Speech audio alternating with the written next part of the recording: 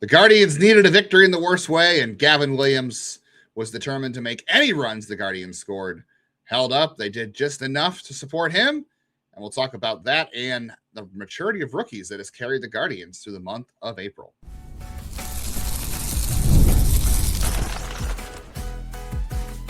You are Locked On Guardians, your daily podcast on the Cleveland Guardians, part of the Locked On Podcast Network, your team every day.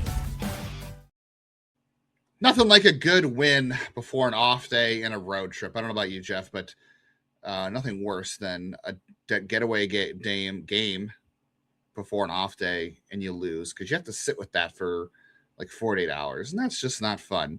But the Guardians didn't have to worry about that because Gavin Williams was great. The offense did just enough. And I don't know, maybe there's some signs of life here. This is Locked On Guardians, of course. We're always here. There are no off days for us, because we're here with you every day talking Cleveland Guardians baseball, from the majors, the minors, the draft, everything in between. We appreciate you making your first listen every day whenever you get podcasts. That is Jeff Ellis, host of the show for 8 years. I'm Justin Lada, here for the last 4 years, and we both broke into minor league baseball and draft coverage way back in 2007. Seems like another lifetime ago, but we're still here talking about Guardians baseball because we enjoy it. We enjoy each other, and we enjoy all of you hanging out with us. On today's show, Jeff. Enjoy him. Yes. Enjoy him. Yes. The famous, that should be on a building somewhere in downtown Cleveland. Jeff, on today's show, we'll get into Gavin Williams' great start. We'll talk about if the offense is turning a corner, and we'll also get into whether or not, or talk about the Guardians rookies and how they kind of carried them in the month of April and the maturity of those guys so far. But this was an enjoyable game. I know the offense didn't do a ton, but they were certainly better in this game than they have been in, about 6 days. And Gavin Williams, man, that was a treat to watch. He was dominant all day long. No walks. That's the biggest thing you've been asking for from Gavin Williams. Like, didn't really have his best stuff against Toronto last week. The first time ever for him, right, as a starter to not walk someone? No, he had a game in 2024 where he didn't walk anybody. So he's... I saw someone say it was like the first time in like 46 starts. And I'm like, how many starts has he even had in his career? That's a good question. I mean, that's the first time he has not walked anybody this year. He walked a batter in every start last year. And then in 2024... I'll get you that date. It was August 10th, 2024 against the Minnesota Twins. 6 innings, 3 strikeouts, no walks, 4 hits, 1 run allowed. So it's been a long time since Gavin Williams. It's been a while. It's been a bit. And this was, I mean, again, outside of his performance last year against the Mets where he almost threw the no-hitter, this was probably one of his best starts because, he took the no-hitter in the 9th inning in that game. But he walked 4 batters in that game. This was just pure dominance from beginning to end. The only reason he even had an unearned run on the board was an error by Travis Bazzana, which... And in fairness, though, Fraley should have already been out. If there's a working ABS system, he would have struck out on that third pitch. Like, Fraley clearly got a bonus. The third pitch was... So, working ABS, he's out. At the same time, Travis has to make that throw. So it was almost like Fraley ended up getting like 3 bonus outs right there between not getting struck out, not getting the double play, and because Gavin was so good, it only resulted in one run. Yeah, and he got a ton of called strikes on the fastball. He got some whiffs. His sinker was fantastic for what he used it for, and the sweeper was good. I mean, it's amazing how baseball has evolved too, because I remember when they got Gavin and we talked about how he had a lack of a changeup, and they're just not like how are you going to navigate a lineup without a changeup, right? How do you get opposite-handed hitters out? And over the years, we figured out that if you have multiple curveballs, if you have multiple fastballs, you can use different sequencing to different sides of the plate. So Gavin Williams has never thrown a changeup, and it works because he's got 2 effective breaking balls now. The sleeper was really good. Curveball was good. He threw everything. He had 24 called strikes. Like, he was literally in command of everything. And Jeff, the Guardians starting pitching in this series, 18 2/3 innings pitched. I believe it was, what did I say? One earned run allowed, or 2 earned run allowed in the whole series. 26 strikeouts. I believe it was like 5 walks. This rotation should have got them a sweep. Like that starting rotation in the series should have earned them. I mean, one could say the same thing about the Rays starting rotation too. Yeah, like, both offenses scored a combined 5 runs this week. The Rays have been. I'm sorry, 5 runs each. Sorry. The Rays have been about as hot as one could get. It was a fantastic job for them against Rasmussen, who has been a hard matchup for them in the past. Just a lot of positives all around in this one, I thought. But yeah, I mean, Gavin was spectacular. It's one of those games where it was very easy for me to pick the 3 stars. When you're like, okay, DeLauter, Rocchio, Gavin, moving on. Like, it was just very clear who the standouts were in this one. Yeah, get Rocchio with 3 hits. We'll get to the offense here in a little bit. Yeah, both teams scored 5 runs this series. So combined 10 runs were scored in these 3 games. And Guardians came out with 2 losses, but they got a win before the off day. 12 hits allowed for the Guardians starting rotation. 3. I know Hunter Gaddis, unfortunately, on Monday allowed 3 runs by himself, and the starting rotation allowed 3 runs total, 2 earned at 18 2/3.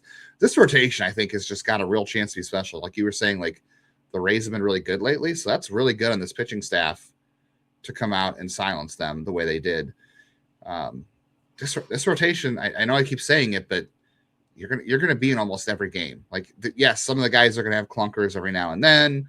They still got to figure out what Slade Cecconi is doing. His last start was better if you don't let him go in the 6th inning, which hopefully in Sacramento, where the ball is going to fly, Stephen Vogt doesn't let him go into the 6th inning unless they're up by like 6 runs or something. I don't know. But this rotation has a chance to be really special. Like, you see what Gavin put together. Tanner was pretty good on Tuesday night, outside of just, having a hard time putting guys away with 2 strikes, a lot of foul balls. And then Parker Messick has been your best starter so far this year. And Joey Cantillo has been good. Like, this rotation, we'll see what, they don't have any depth. So that scares the crap out of me. But this rotation has a chance to be really special if the offense can come around and they can get the bullpen.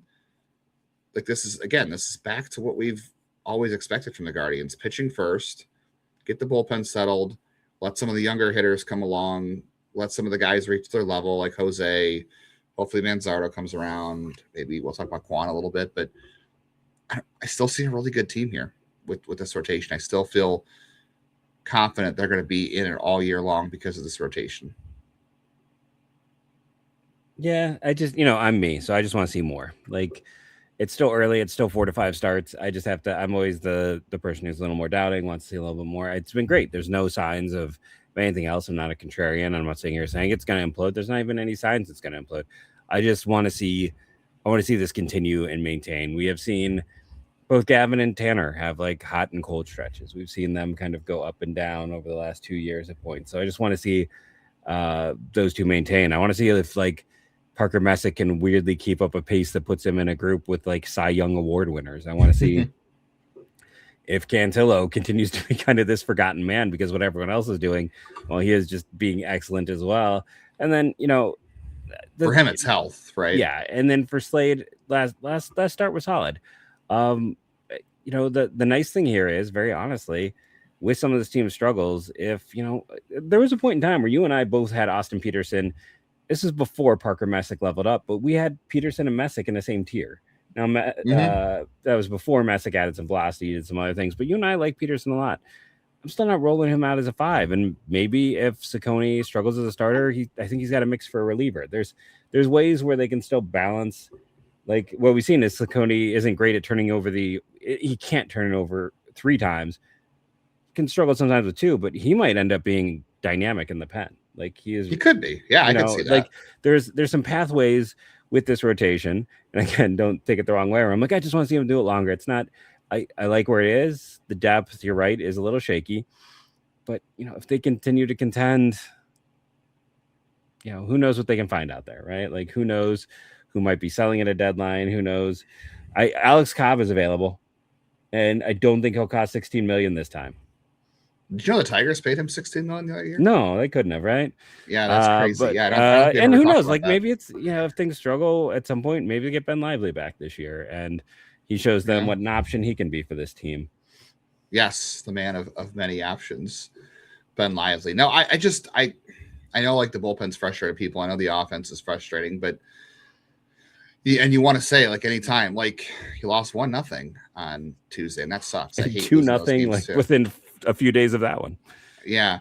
But like you're in every game because of this rotation. And I just think that's going to lead to good things. Like I still see enough offense to get it together. I believe in the track record of the bullpen. And the thing I believe in with the rotation that you don't necessarily, or you're waiting to see more on, is that except for Logan Allen and Slade Ciccone right now, this is a continuation of September of last year. Like obviously Logan, they're not running on a 6-man rotation. Logan's in AAA and Slade is struggling, but Cantillo, Messick, Gavin, Tanner, this is essentially what they were doing in September of last year, and they carried it over into April. And that's why I'm a little more excited that they seem to have carried that over. We'll see what happens when we move into the month of May, because the next time the Guardians play baseball it's going to be May. We'll talk about the Guardians offense on Wednesday, what they got done. We'll talk about if there's some signs of life there. We'll also talk about the rookies that have carried the Guardians through the month of April, coming up on the rest of this episode of Locked On Guardians. Yes, baseball is here. We are a month into the season. You can trade every game on Kalshi. You can trade every single game. Looking over at what's going on Friday, because the Guardians are off today on Thursday.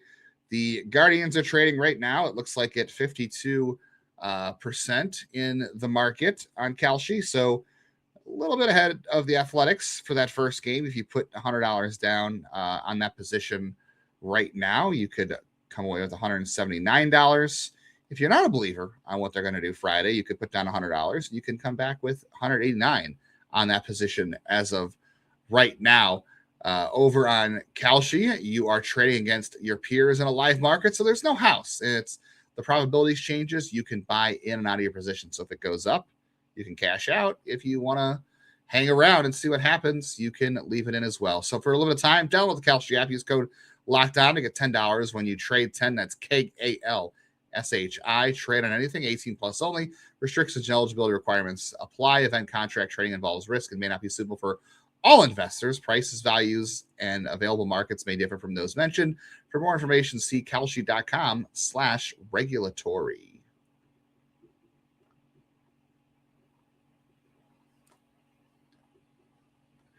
If you are somebody who listens to the show every single day and you have not joined the Everydayer Club yet, what are you waiting for? You get to hang out in our private Discord server to chat with Jeff and I during the games, during all hours of the day. I'm on there checking it during the day, posting the lineup, looking at stats. Jeff drops in some stuff from time to time, and we're chatting during the game. And of course, you get ad-free episodes of the show on audio if you join. So check out LockedOnGuardians.supercast.com to be in the club. Jeff, I thought the offense showed some signs of life in this one. I'm not good. This is one where I'm going to say, like you were saying with like the rotation, you want to see more. Obviously, I'm not going to overbuy on this one game, but it cashed in a little bit more in this one. I mean, Daniel Schneemann had 2 hits. Chase DeLauter came through with a big hit there with the Rays having the infield in. Brian Rocchio was on base 3 times. He scored 2 of the runs. Rocchio's been super steady. There are some weird things in that profile that I just can't explain. But I just want league average. I just want league average. And then, hey, Steven Kwan, I'm not gonna get my hopes up here, but back-to-back games for Steven Kwan, Jeff. A double in each of the last 2 games, a walk in each of the last 2 games, 2 hard hit balls in this one. Like, God, if they can get Steven Kwan, at this point, I would just take league average offense from him, because you're talking league average offense from Kwan at the top of the order. You're talking Chase DeLauter. We know Jose is there. Your 1, 2, 3 can be so dynamic if Steven Kwan is just league average, like on base at a 340 rate, hit 300 or 280, and a slugging percentage that's like, I don't know, in the high 3s even. Yeah, we'll have to see. I was Justin. I really went deep on like Steven Kwan today when I had my lunch. I sat there and I was listening to a podcast and just digging into like so much batted ball data, just really trying to get to the core of what's happening with him. And it just, he is on the cusp of just not having enough juice in the bat to be able to do anything. So it's nice to see the doubles. It's nice to see the walk. I want to see a bit more. And then just in general, listen, once a week we know we're going to see this where Schneemann is at third base and Jose is the DH. But I just want to see more of, let's put Kwan in left field, let's put Chase in right, and go from there. It was nice. Center. Yeah, in Schneemann center. Yeah, it was also nice to see Jose have the double, because it's been a not so great stretch for him over the past week. You know, it's weird to be into May and Jose's got a sub 800 OPS. Like, that's not something I'm used to seeing. Like, this has been one of his rougher years out of the gate. And luckily they've had Schneemann and Martinez who could pick it up, though Martinez we're riding the it's a roller coaster with Martinez, right? Like, we go high, we go low. It's literal. I think I can say that it's the literal roller coaster of Martinez when he's super, and he had, you know, the near home run the other day. He's still being productive, so it's nice to see that, and it gives them so many attack angles. And I think that's the weird thing for me with this lineup is they have all of these struggles, but you know, DeLauter's been great. Jose has had a very rough start and he's been solid. Schneemann's been otherworldly. Martinez has been looks like an everyday player. Rocchio has been better than anyone could have hoped. Like, they have like 5 or 6 guys that you can really count on or that are in a good place right now. So it's so weird that they can't get anything at all out of the offense. It's not like I look at this lineup, I've sometimes seen some people talk about, oh, it's another historically bad offense. I don't think it is. I think there's interesting players up and down this lineup, and now you add Bazzana, who I know some people are going to be like, oh, no hit. He had 2 hits. The expected batting average is over 500. This team had 8 hard hits today. He had 3 of them. It's going to come. They're going to fall. I'm not concerned there, but really outside of catcher, everything else is interesting. Like, you know, Manzardo had the sack fly. They finally had a sack fly. It was not a great game for him. Other than that, he was expanding and chasing, but first base is a little up and down. Catcher is, Rhys Hoskins also hasn't done much other than walk. Yeah, I mean, that's the thing, is the bench has been a little bit like shaky. Like the like you're saying, there's guys in the lineup that, like, Rocchio has been solid. Schneemann has leveled up a little bit. Your bench of like Fry and Hoskins and Valera have been very undesirable, and that this is swing is so long right now. I don't know how it's gonna work. I am kind of concerned with him. And this is a team where you need all 13 of your position players to contribute. Like, you can't have one guy or 2 guys like just absolutely dead weight. That's why you were right yesterday. It's why, like, Stuart Fairchild makes perfect sense for this bench. Give you another right-handed bat, give you a speed guy, give you a guy who can handle 3 outfield spots. Like, you'd have to figure out your release of another player. But it's like, eventually, if you get Gabby back and Fairchild, it's like, maybe you don't run 3 catchers. Maybe you consider sending Fry down and you consider sending Valera down. And then you just have the depth Valera first, and then, Yeah. But then you have the depth of Schneemann and his flexibility. So he's an everything guy. And even, I mean, God, Gabby played a little outfield in the past. I think we're probably beyond that, but still, he gives you more flexibility in terms of having a legit defender and or like kind of like a defensive closer when he comes back for this team. Yeah, that's true. Yeah, you can. I guess you take Bazzana off the field in the 9th inning the way they should have with Burrito. Yeah, I guess until, I don't know, I don't want to hurt Bazzana's confidence out there, but not like he's going to gripe. He's going to do whatever is best for the team, but he's got to work through it. He is no Nick Castellanos. Let's put it that way. Yes, there's no issues he's there. Not like, I'm at home. Why are you pulling me? You can go read stories. The day, like last year, we talked about like how much Cleveland missed David Fry being able to catch, because it really expanded their ability to manipulate the roster so well. And then this year he can catch, but he's not hitting, and that's the biggest thing, is hitting lefties with him. This year, the guy that really enables their roster is Daniel Schneemann, because he can play center, he can play second, he can play short, he can play third. And I've been trying to figure out his profile too. I kept looking at the page, and I'm like, okay, he's walking more this year, which is great. But he's chasing more. He's chasing more, so I can't explain that one. The other thing that I'm like going to point out with Schneemann too, that I know no one wants to hear, he's rocking a 422 batting average on balls in play.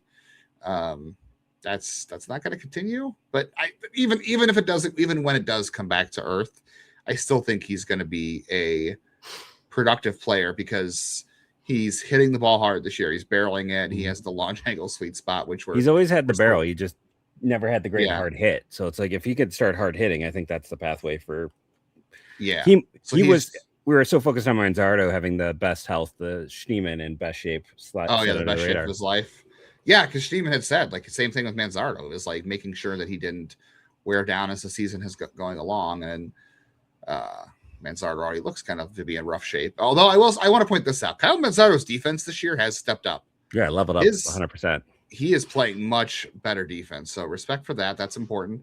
But again, I just think, and like you were saying, Jeff, like people look at this and say, "Oh, another historically bad offense." I know things haven't gone the best way, but like you said, Kwan, I still think you can get a league average out of him, and even if he's not all-star level Kwan again, DeLauter's been good. We know what Jose is going to be fine.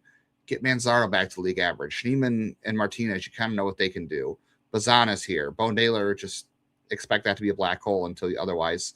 And then Rocchio, like he's been league average. You've got 7-8 guys here that can be solid hitters. I still think the best is yet to come for this team, even though, like you said today, can we just have one clean game? Like any time now, you get a clean game, whether it's the defense, the bullpen. So we got to talk about rookies. I want to talk about Chase DeLauter, what I've been impressed with him so far. We got to talk about Parker and Messick. We'll talk more about Travis Bazzana, and we'll look ahead to the Sacramento series and why it was so important for the Guardians to get this win. That is coming up on the rest of this episode. No workplace chaos for the Guardians on Wednesday, but if you have workplace chaos, that is not a good thing, right? Deadlines are stacking up. Your inbox is probably overflowing, and you got a position open you're trying to hire for. That puts the pressure on you, and that is why you need Indeed sponsored jobs, because it's going to help you reach people who fit what you're looking for. They're going to come with the skills, the experience, and the right location, depending on if you need that.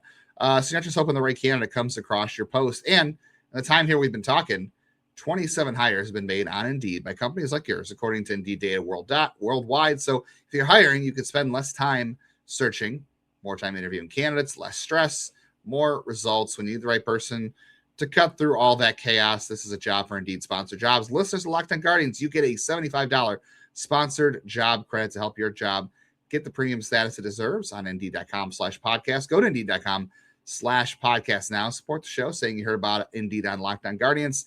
Indeed.com/podcast. Terms, conditions apply. Need to hire. This is a job for Indeed sponsored jobs. ED is way more common than most guys think. Millions of guys deal with it at some point, and that's exactly why HIMS offers a straightforward way to handle it. HIMS connects you with licensed healthcare providers online, giving you access to legitimate ED treatments options from the comfort of your home. No awkward appointments, no pharmacy lines, just a straightforward process that makes it easier to take care of yourself. Now, I've been making fun of the Guardians saying that they need to contact HIMS because their bats have gone limp, but they won today. So let's go the other way. Let's talk about this upcoming Oakland series. Oakland is a case where they have a few guys with thunder and a lot of guys who are, none. When you're looking at Oakland, some big hits, but a lot of guys who maybe should talk to HIMS to figure out how to bring that thunder back into their bats after good years. You know, as we get older, it can get harder to make that bat swing as well as it used to, and that's hoping with Oakland, or not Oakland, the Athletics now, as they should be called. So to get simple online personalization, affordable care for ED, hair loss, weight loss, and more, visit hims.com/LockedOnMLB. That's hims.com/LockedOnMLB for your free online visit. hims.com/LockedOnMLB. A prescription is required. See website for details and important information. Sildenafil is a generic version of Viagra. Viagra is a registered trademark of Vitreous Specialty LLC. HIMS is not affiliated with or endorsed by Vitreous.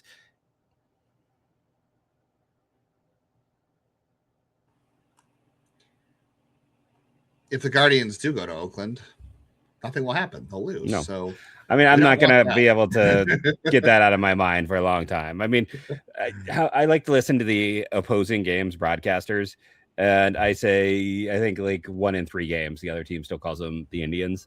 I think I'm okay with probably. And I think the Athletics should still be in Oakland. So I'll just say that. I think for as much as people get annoyed, and we have an everydayer who every comment has to be about the Dolans. No matter what happens, there's a comment about the Dolans.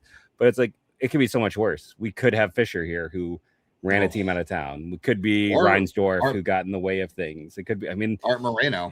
Yeah, Artie Moreno. Like again, I'm not saying we have a top 10 owner because I don't believe that either. I'm not saying we have a top 15 owner, but we definitely don't have one of the bottom 10 owners in baseball as much as people want to complain, because we have ownership that gets the flip out of the way, lets this front office work. And there's a reason why this team constantly makes the postseason. And give me that hands-off owner. I would still rather have Lerner running the Browns than Haslam. Give me that. Give me the invisible hand of the market guiding the team rather than someone who feels like their hand needs to be seen all the time. Shut up and write the paycheck. Right. Yep. Shut up and write the paycheck. And the reason it works so well is because the Guardians somehow bring up rookies. And I know people are going to say, well, Juan Brito stunk. And Juan Brito had a rough start too. And you're not going to bat 1,000. Yeah, you're not going to bet 1,000. And Juan Brito's career is not over just because he struggled. Like, again, Jose Ramirez in 2014 and 15, people were done with him, right? They sent him back down to AAA to bring up Francisco Lindor. We thought that was the last we'd see of Jose. And even though I mentioned the team that should be Oakland Athletics, Brent Rooker, right? Like Carlos Cortez, who's killing the baseball. I love Carlos Cortez in high school. I loved him at South Carolina. It took him bouncing around, and now he's just won the AL Player of the Week. But Carlos Cortez was your Joey Weimer for me, except you got that right. Although Joey Weimer's better now, thankfully. You can go through. It's like just even this series, like Yandy Diaz, it took 3 seasons for him, even though his WRC plus was above 100 with the Guardians. He still didn't get the time. Like it's not a simple process. If I end up being wrong and Martinez ends up like leveling up and turning into a regular, which I didn't think could happen, like again, time. Like same thing when I've been maybe too negative on Rocchio. Like time's gonna tell, but it's like development is not linear. Yeah, I was not happy with Rocchio either, and he has proven me wrong. And honestly, Daniel Schneemann's proven me wrong at every turn of his career. Like I remember seeing Daniel Schneemann in Lake County, and I was like, he'll never be a major leaguer. Now, and credit to him, he went and changed his style of play. He went and changed his body and did a lot of work, and he leveled up things he wasn't doing at that time. So development's never linear, and Juan Brito defensively may never be good, but I still think there's a good bat in there. So we'll see what happens. But the Guardians have done such a good job acclimating and integrating rookies. Like I know Chase DeLauter is not hitting home runs every other game like he was the first week of the season. He's been stuck at 5 home runs since opening day. So he's going to end the month of April without hitting a home run since the Guardians home opener. But I've been really impressed with his ability to adjust. Like he's still getting hits. He's taking his walks. Like the power hasn't really been there recently, but he's hitting the ball hard. He's taking his walks. Like his ability to navigate the wall that was coming in April. Let's also remember this too. Knock on wood, he's played how many games, Jeff? We're at more than I expected. Games. Yeah, he's at 29 games the month of April. This is some of the longest stretches of baseball he's played in a long time, and he has not shown any downturn other than the power has kind of come back to earth a little bit, which we know it would. He's also hitting a 250 BABIP too, so I think things are going to turn around for him too, just because he hits the ball pretty hard most of the time.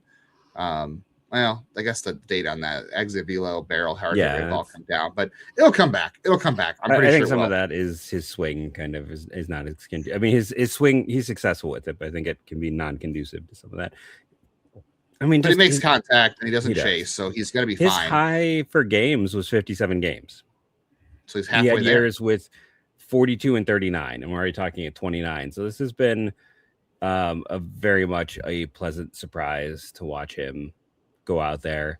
I mean, if you want to count the 2021 season as one season, the end of his college year and the Cape Cod, then he did have 60 that year. But so he's halfway there. He's at 29. Yeah, I mean, he's very much. This is, knock on whatever wood you got. He's been installed in the 2 hole. Stays that way. He's moved down in the lineup a little bit against lefties, which is fine. It's worked out great. And defensively, he's been solid. The arm's good. He's, not made any bad plays in right field. He's made a couple good ones. So he just looks like a guy who's been there. Like he doesn't look like a rookie.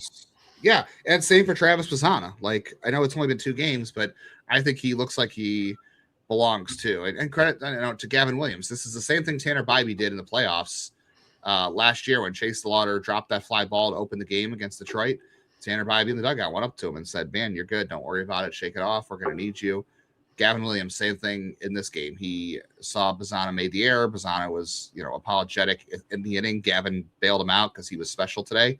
And in the dugout, Gavin went up to him and said, "Man, you're good. Shake it off. We need you. Like, you're good. It's going to happen again. Just, deal with it and move through." This organization really has that good culture, and that's what you need. You look at the Mets. Their culture right now is an absolute disaster. They stink. Look at the Red Sox. The Red Sox nuked their clubhouse. I'm not going to take it to the bank, but I think their season's over because Garrett Crochet just won the IL too with a shoulder injury, so that might not be good. I know we joke a lot about like surviving on friendship and vibes here, but the power of friendship, man, I think that's what helps rookies like DeLauter and Bazzana, and also give the Guardians credit for scouting too. Like, they get to know these guys really well to see how they're going to work, how they're going to rebound from struggles, how they're going to be teammates. And then Parker Messick, Yes. I mentioned him here last. He's been their best rookie. And again, doesn't look like a rookie. And he's, a little animated on the mound, but I love that because he told us in the show last year, he's like, "I'm not trying to show anybody up. That's just me working on something that actually worked, that I've been working on and finally worked in a game." And I'm pumped about that. But he has been their best starter in the month of April. He's the reason they're going into May 500 and tied for the top of the division with the Tigers. And he is a guy that if you go back to when they added him, like a lot of people didn't even think he was the best pitcher on his college team. We both like Bryce Hubbard. Yeah. So it's like, and on top of that, it's like, here was a guy who, when he was drafted, what you heard was, mediocre velocity, small, overweight. Like, these were the comments that were said. I'm not saying this is any way to run, but like, he was one of those guys that there were more negative comments than positive comments when he was drafted. You and I both liked him. He's drafted, that was surprising, but yeah. Yeah. Well, it's just like, there were a lot of reasons to doubt him. And Cleveland was just like, no, we like what's here and we see ways to make him better. And it's worked out incredibly well. And that's the bottom line of it all. It's like, it's finding the Parker Messicks. It's finding the Tanner Bibee late on day 2. It's getting Joey Cantillo as a secondary piece in a trade. It's like, you look at how they assemble, that all goes back to the front office, the scouting, and then the job they do with development. Like, yeah, the hitting has its ups and downs, but gosh, can they find pitching? Yeah. And I don't want to make the drastic comparison as it might seem, because I wanted to say, like, you look at like a house that's a fixer upper, right? Like, you get it, you see the potential. I don't want to say like Parker Messick was a foreclosed house that you see potential on or something, because he was better than that, obviously, because he went higher in the draft. But that's the whole thing here. That's the whole point of amateur scouting, whether it's college or high school, is like, you have to look at these players and say, okay, I see what's there now, but I see what could be there 4 or 5 years from now once we get him into our development system. And that's exactly what they did with a guy like Parker Messick. Bazzana and DeLauter, I think it was a little more obvious, right? Because you saw the talent in college. Not that Parker didn't have a good college career, but some guys just look different. Like Bazzana dominated college. Messick was great in college. It was just, when you have when you are undersized and you're not a perfect specimen, guys. Yeah. We talk all the time about like traits, right? Like looking at traits. That you're not looking at stats, you're looking at traits. I think it was harder to see the traits with Parker Messick. But it's also too like, I read the dollar sign on the arm, like the scouting book from the early 80s. Yeah. And it's funny, like how much of that, and again, the Moneyball, the book, has a lot of things that are not great in it, but it does give you some interesting looks. It's like how much like those thought processes from the early 80s to the early 2000s even now still exist, where it just, people can very easily, they're looking for reasons why not, more than they're looking for reasons why. And Cleveland instead is focused on looking at reasons why this guy can be successful. Yeah, they're good. I mean, they're really good at seeing the painting. Like, you're looking at the start of a painting and you're saying, okay, I know what this could be, and that's what they really do. And that's why they get to know the people. So, I mean, again, credit to them for, again, acclimating and integrating rookies like this. And Parker Messick, unbelievably, has been the best of them this year. And I don't know if it's going to continue, but he's already exceeded my expectations for him. And I'm excited. I mean, I love watching him pitch every fifth day. He's a lot of fun. Should be a fun series in Sacramento. You've got, hopefully Aaron Savali's not coming for a revenge game against the Guardians, but Tune in. We'll talk more about the series tomorrow. We'll talk draft. We'll talk minor leagues, and we'll take a look at some offseason acquisitions that didn't happen. We'll see how right or wrong we were on those on tomorrow's show. Thank you all for joining us, and go Guardians, go.